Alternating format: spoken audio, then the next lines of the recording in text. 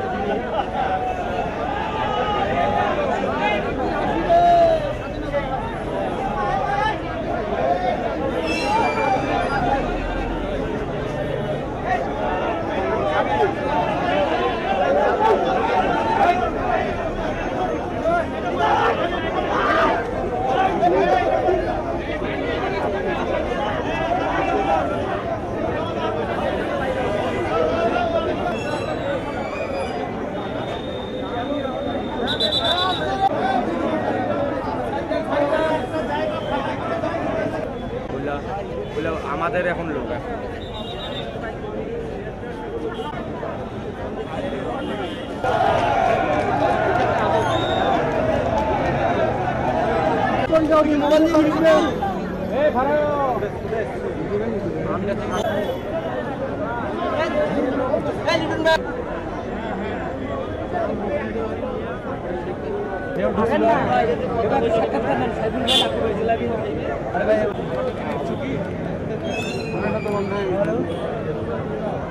এই আমাদের সন্তানেরা আজকে মনে করেন তাদের নিজের জীবন বুকে তাজা রক্ত দিয়ে যে আজকে এই যে আন্দোলনকে গণতন্ত্রের জন্য সংগ্রাম করে আজকে মনে করেন যে এই আমাদের স্বৈরাচারের পতন হইল। হ্যাঁ, স্বৈরাচারের পতন হইল। হাসিনা আজকে মনে পদত্যাগ করতে বাধ্য হইল, সর্বশেষ দেশ ছেড়ে চলে যেতে বাধ্য হইল। আমাদের মণিগঞ্জে নেত্রী, আমাদের গণতন্ত্রের মা বেগম খালেদা জিয়াকে বিভিন্নভাবে প্রতারণার কথাবার্তা বলছিল, অনেক কটূক্তিভাবে কথাবার্তা বলছিল, কিন্তু মিথ্যা মামলা দিয়ে তাকে এতদিন ধরে হয়রানি করছে, জেলখানা রাখছে।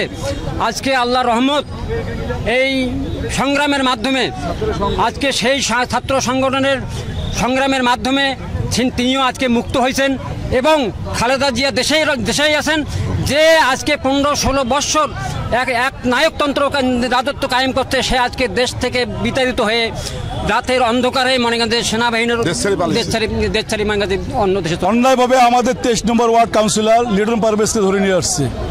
খুব ভালো মানুষ, অন্যায়ভাবে এসে ধরে নিয়ে আসছে। এই জালিম সরকার ছিল শেখ হাসিনা, লাস্টে আমাদের নেতাকে ধরে নিয়ে আসে জেলে ভর্তি করে ধরে নিজে পালাইছে। কে চোর দেখেন, ও চোর না লিটন চোর ছিল, ও চোর দেখে তো দেশ ছাড়ি পালাইছে। আর আমাদের কাউন্সিলর দেখেন এখন আমাদের দেশে আছে। এই অন্যায়ের এই শেখ হাসিনার আমরা বিচার চাই। সে যেখানেই থাকুক, পৃথিবীর যে প্রান্তে থাকুক, তাকে এবং তার সন্তানকে ধরে তার বিচার চাই আমরা। যে বিজয়, সে বিজয়ে একজন স্বৈর শাসকের পতন, সারা দেশ এবং বিশ্বব্যাপী যে স্বৈর শাসকের ন্যাক্কারজনক পতন, সেই পতনের আন্দোলনে আমাদের জাতীয় পার্টির কিছু নেতাকর্মীকে অন্যায়ভাবে জেল জুলুম দেওয়া হয়েছিল, মামলা মোকদ্দমা দেওয়া হয়েছিল। সেই জাতীয় পার্টির নেতাকর্মীদের আজকে তারা মুক্তি পাইছেন, তাদের বাইর করে নিয়ে আসার জন্য আমরা আসলে এসেছি এখানে। আমরা আমাদের নেতাকর্মী যারা আছেন সকলেই আসছেন। আমরা আশা করি আগামীতে বর্তমান বৈষম্যর বিরুদ্ধে যে ছাত্ররা রাজনীতিবিদদের যে শিক্ষা দিয়ে গেল সেটা অবিস্মরণীয় হয়ে থাকবেন। আগামীতে সকল রাজনৈতিক দল বৈষম্য বলতে কি জিনিস সেটা ভুলে যাবেন, বাংলাদেশের মাটি থেকে বিতাড়িত হবেন বলে আমি আশা করি। তাদের এই যে শেখ হাসিনা স্বৈরাচারী সরকার পদত্যাগ করতে বাধ্য হওয়ার কারণে পরবর্তীতে নির্বাহী রাষ্ট্রপতির নির্বাহী আদেশে আসলে তাদেরকে জামিন দিতে বাধ্য হয়েছে। এই জন্য আজকে অসংখ্য নেতাকর্মীর জামিন হয়েছে এবং পর্যায়ক্রমে তাদের সবারই জামিন হবে। এই জন্য অসংখ্য আপনারা দেখছেন বিএনপি সহ বিভিন্ন নেতাকর্মী এবং সাধারণ মানুষ এবং তাদের আত্মীয় স্বজনরা এখানে ভিড় জমাচ্ছেন তাদেরকে গ্রহণ করার জন্য। বাংলাদেশে উল্লাস প্রকাশ করেছে, আপনারা দেখেছেন, সবাই মিডিয়া আপনারাই প্রচার করেছেন যে আমরা মনে করি যে আমাদের যারা মানে নিরপরাধ নেতাকর্মীকে গ্রেপ্তার করছে তাদের মুক্তি আজকে হওয়ার কথা। আমরা এখনও দাঁড়িয়ে আছি মুক্তির জন্য। মুক্তি হলে এরা আগামী দিনে গণতান্ত্রিক মানবিক বাংলাদেশ গঠনের ভূমিকা রাখবে, এটা আমরা বিশ্বাস করি। আমাদের নেতৃবৃন্দর আজকে জামিন হবে 147 জনের জামিন হয়েছে। আমরা তাদের জামিন নিয়ে আজকে এখান থেকে ফিরবো। পরীক্ষাগত কারণেই হয়তো এখানে একটু দেরি হচ্ছে।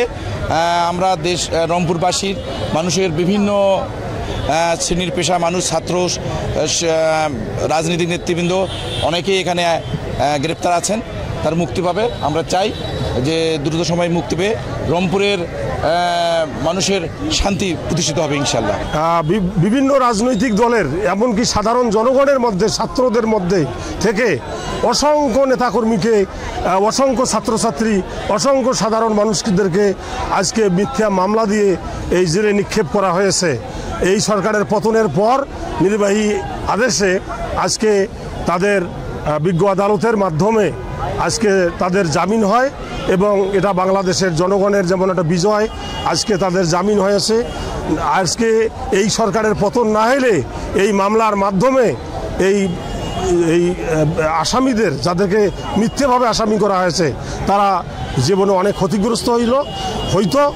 আজকে আমরা যারা জাতীয়তাবাদী আইনজীবী ফোরাম রংপুর ইউনিটের আছি, তারা সবাই মিলেমিশে একত্রিতভাবে আমরা এই যারা জেলে আছে মিথ্যা মামলায় তাদের আমরা আইনি সহায়তা দিয়ে আজকে তারা বাইর হচ্ছে।